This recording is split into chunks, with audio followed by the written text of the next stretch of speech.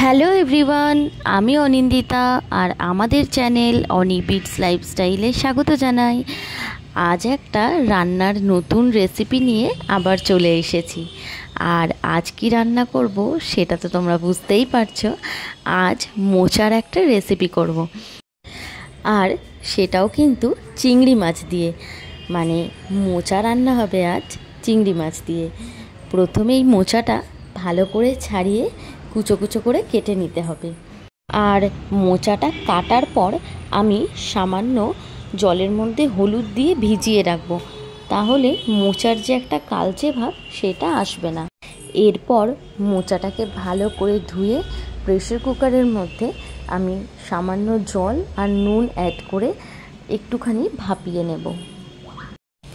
এদিকে মোচাটা তো তাহলে নরম হয়েই গেল। তারপর ভালো করে জলটাকে ঝরিয়ে নিয়ে একটু একটা পাত্রে মেলে রেখে দিয়েছি মোচাটা কিছুক্ষণের জন্য। আর অন্যদিকে তো চিংড়ি মাছগুলো ভালো করে ছাড়িয়ে ধোয়াই ছিল, ওটাকে ভালো করে নুন হলুদ মাখিয়ে নেব। তারপরে চিংড়ি মাছটাকে ভেজে ফেলবো। তেল গরম করতেও বসিয়ে দিয়েছি। তেলটা ভালো করে গরম হয়ে গেলে চিংড়ি মাছগুলো দিয়ে দেব। ভালোভাবে চিংড়ি মাছটাকে ভেজে নেব।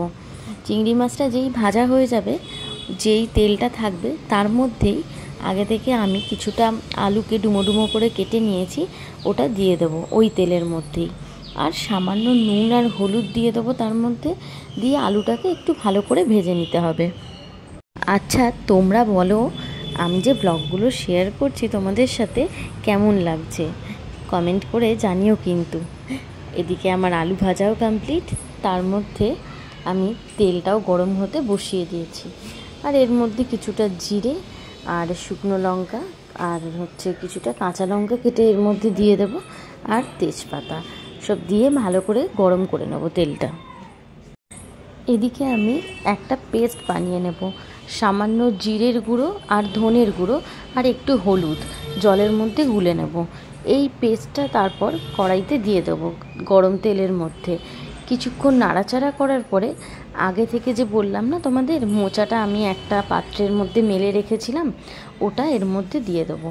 দিয়ে কিছুক্ষণ নাড়াচাড়া করার পরে আগে থেকে ভেজে রাখা আলুটা এর মধ্যে অ্যাড করব। করার পরে এর মধ্যে পরিমাণ মতো নুন হলুদ আর একটু চিনি দিয়ে ভালো করে নাড়াচাড়া করার পরে চিংড়ি মাছগুলো দিয়ে দিচ্ছি।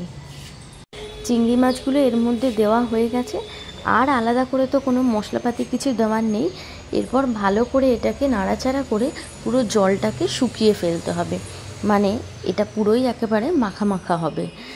আর যখন হয়ে আসবে রান্নাটা, লাস্টে নামানোর আগে আমি কিছুটা ঘি আর গরম মশলা এর মধ্যে দিয়ে একটু নাড়াচাড়া করে ঢাকা দিয়ে দেবো, যাতে ভালো গন্ধটা এর মধ্যে ছড়িয়ে যায়। ব্যাস, এদিকে আমার রান্না রেডি। কেমন লাগলো অবশ্যই কিন্তু কমেন্ট করে জানাবে। খেতে কিন্তু খুব ভালো লাগে। তোমরাও কিন্তু এরকম চিংড়ি মাছ দিয়ে মোচা রান্না করে খেয়ে দেখতে পারো। কেমন লাগছে জানিও কিন্তু। আমার এই ব্লগটা ভালো লাগলে লাইক শেয়ার আর কমেন্ট করো। আর আমার চ্যানেলটা সাবস্ক্রাইব করতে ভুলো না কিন্তু, সাবস্ক্রাইব করে দিও। আবার খুব তাড়াতাড়ি নতুন একটা ব্লগ নিয়ে তোমাদের সামনে চলে আসবো। Thank you.